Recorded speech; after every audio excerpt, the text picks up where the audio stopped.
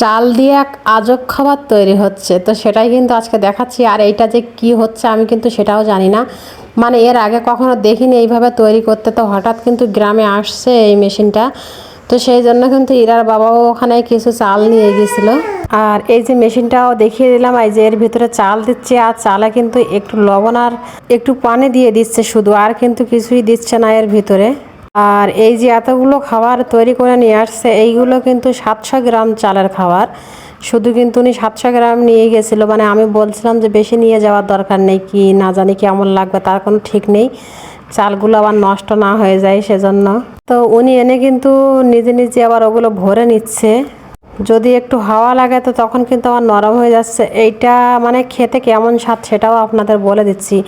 এইটা কিন্তু খেতে মানে পপকর্ন খাই যেরকম আমরা ভুট্টার তৈরি, তো ঠিক পপকর্নের মতোই লাগছে, মানে ওরকম খোল ফাঁপা, আর স্বাদটা কিন্তু ওরকমই। তবে পপকর্নের মতো অত কিন্তু খেতে স্বাদই না আর কি, কাছাকাছি যেতে পারে।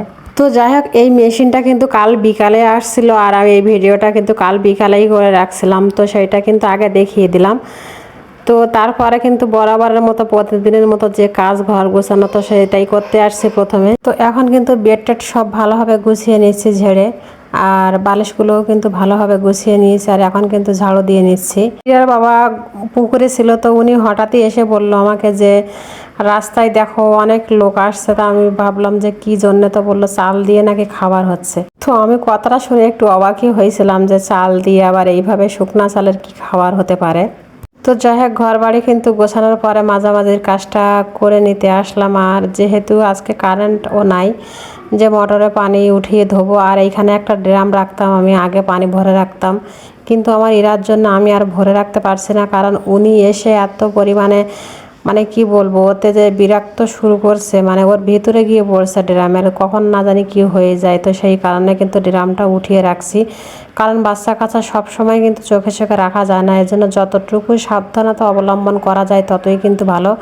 তো যাই হোক, ওগুলো কিন্তু মেজে নেড়ে দিয়ে আসলাম, মানে একটু পানিগুলো ঝরে যাওয়ার জন্য। তারপরে কিন্তু কাপড় চাপড়গুলো পুকুর থেকে ধুয়ে আনছি, ধুয়ে এনে কিন্তু ছাদের ওপরে আমি এখন রোদে মেলে দিচ্ছি, যেহেতু রোদ তো নেই, বৃষ্টির সময় মেঘলা আকাশ দেখাই যাচ্ছে।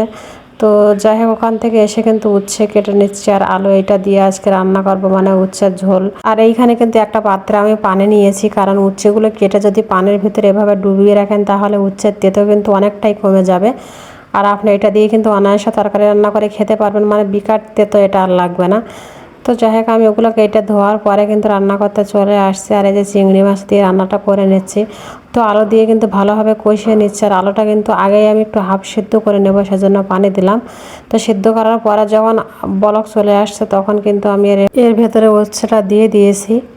তো সবাই ভালো থাকবেন, সুস্থ থাকবেন, আল্লাহ হাফেজ।